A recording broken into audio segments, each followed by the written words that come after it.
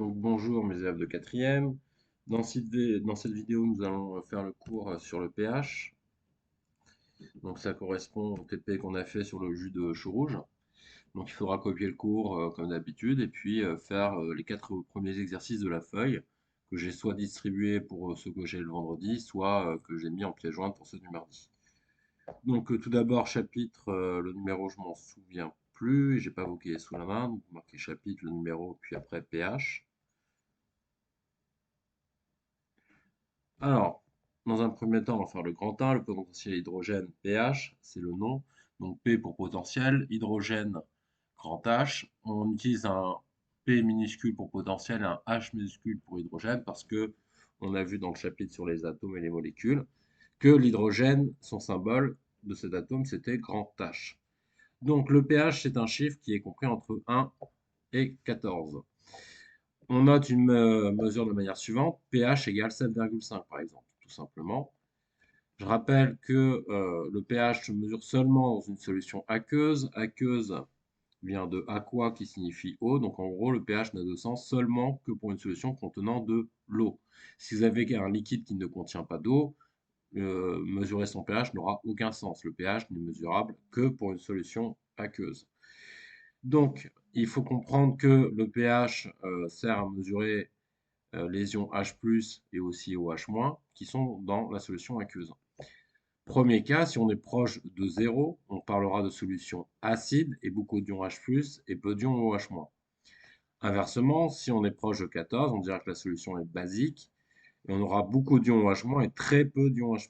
Et puis, le cas particulier, on est pile poil entre les deux, on parlera de solution neutre, et on dira que on aura autant d'ions H+, que d'ions OH-.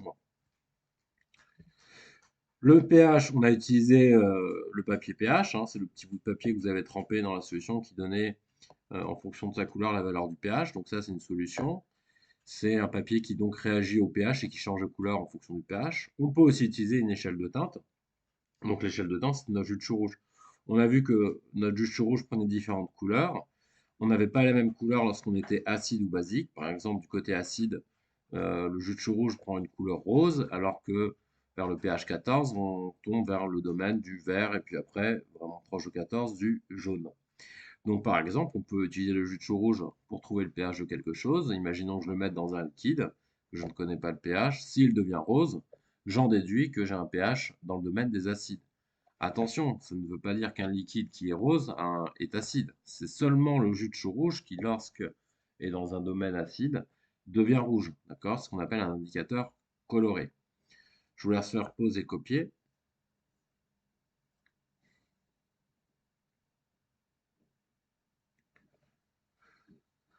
Ok. Alors, un moyen mémotechnique pour vous souvenir qui est acide, qui est basique dans les domaines et où est H+, où est OH-. Si vous faites une petite flèche graduée de 0 à 14, 0 à gauche, 14 à droite, logique. Eh bien, acide et basique, si on les range par ordre alphabétique, on a acide d'abord, basique après. Donc acide du côté de 0 et basique à droite.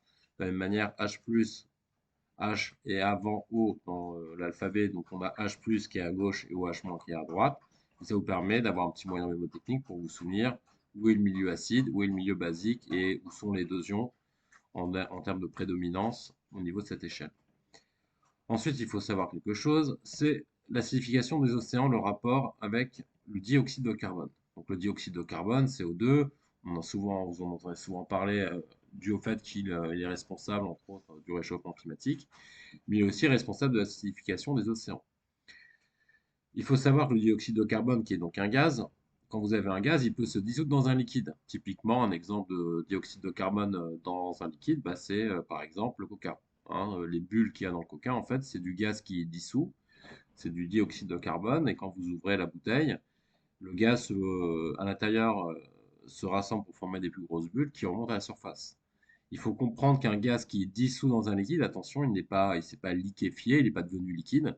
Simplement que les petites bulles de gaz sont devenues vraiment très très très très très petites, qu'on ne les voit plus à l'œil nu, mais on a toujours ça sous forme de gaz. Donc le dioxyde de carbone, lui, peut se dissoudre dans l'eau. Et plus vous en avez dans l'atmosphère, plus il va se dissoudre en grande quantité dans votre liquide. comme on a de plus en plus de dioxyde de carbone dans l'atmosphère, il y en a de plus en plus qui vont dans l'eau. Et il faut savoir que le dioxyde de carbone, il fait diminuer le pH lorsqu'il rentre dans un liquide. Donc plus vous avez de dioxyde de carbone dans l'atmosphère, plus il y a de dioxyde de carbone qui rentre dans l'eau, et plus le pH des océans diminue. Alors, c'est pas acidifié au point que lorsque vous allez vous baigner, vous allez vous retrouver tout rouge et brûlé.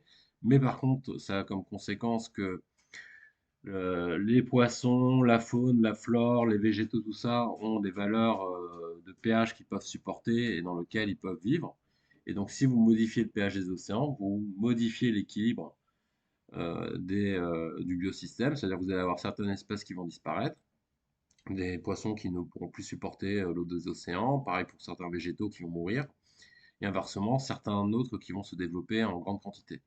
Donc on se retrouve avec un grand déséquilibre, ce qui va impliquer la disparition des espèces. Et puis quand vous avez un équilibre qui est rompu en général, eh bien derrière c'est votre écosystème qui va se détraquer et qui risque à la longue de plus être viable. Donc c'est un réel problème de l'acidification des océans. Donc je vous laisse faire pause et copier ça. Et puis quand vous aurez fini de copier, vous mettez sur les exercices, vous faites les 4 premiers exercices de la feuille. Donc je rappelle, soit vous l'avez déjà dans votre cahier pour ceux du vendredi, soit vous regardez dans les pièces jointes et vous allez la voir. Sur ce, je vous souhaite bon courage. C'est à faire pour cette semaine, d'accord? La semaine d'après les vacances, vous aurez un autre travail. Donc voilà. Bon courage à tous et n'hésitez pas à m'envoyer des messages sur Pronote si vous avez des questions et ceux qui veulent me renvoyer leur travail, je vous communiquerai, vous me demandez mon adresse mail et je vous le communiquerai. Voilà, bonne journée à tous.